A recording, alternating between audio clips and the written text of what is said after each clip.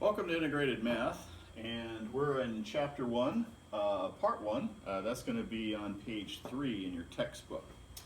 And we're going to start off today with working with dependent quantities and independent quantities. So let's talk about what a dependent quantity and an independent quantity are. A dependent quantity is something that is affected by something else. The independent quantity is the one basically kind of driving the train, doing the pushing. Let's do some examples, and these examples appear in your textbook. Here's a great one. The number of hours worked and the money earned. Now, this makes sense, right? If I work, let's say I work for $12 an hour. So if I work 1 hour, I'm going to get $12. Now, if I work 2 hours, I'll get $24, and so on. So the more hours I work, the more money I make. The amount of money I make depends on how many hours I work. So in this situation, the money is dependent and the hours are independent. Here's our next one. Grade versus hours studied. Now, you know, it's not always true, but most of the time, the more time you spend studying, the better you get on a grade you get on your test. So let's say a student studies 1 hour and gets a C, 70 points. Let's say they study 2 hours and they get a B, they get 80 points.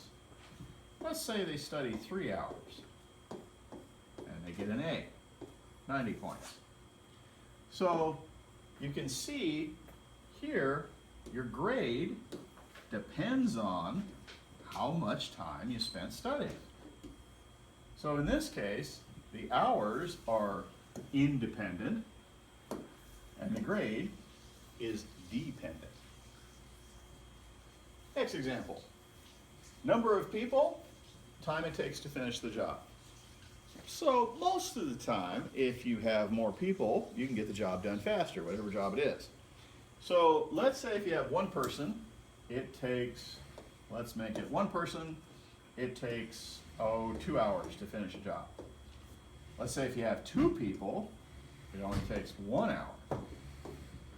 3 people, let's say it takes half an hour. So you can see what's going on here.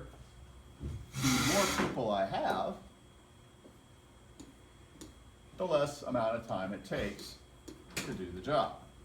So the hours are dependent and the people are independent.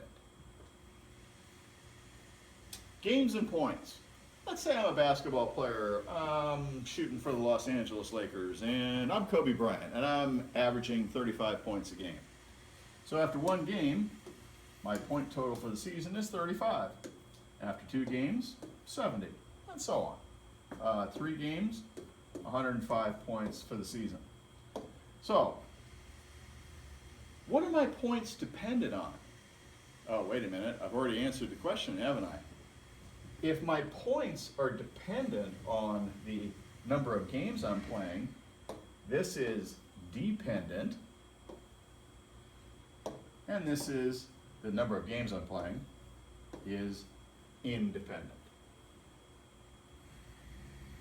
Last example, speed of your car, how far down you push on the gas pedal. Again, what's depending on what here? Well, how fast I go depends on how much I push down on the gas pedal. So my speed is the result of the gas pedal. Okay? So let me think here for just a second. That's an interesting one, isn't it? So the speed, depends on the gas pedal. So my gas pedal is independent and my speed is dependent. So your assignment, your first assignment in integrated math is going to be, you're going to look at pages 5 through 8. and you're going to get some different scenarios. And your task is just like we were doing now. You're going to identify what is the independent quantity in each one of those, and you're going to identify which one is the dependent quantity for one of those. So go ahead and do that, and then once you get done with that, let's take a look at your second assignment.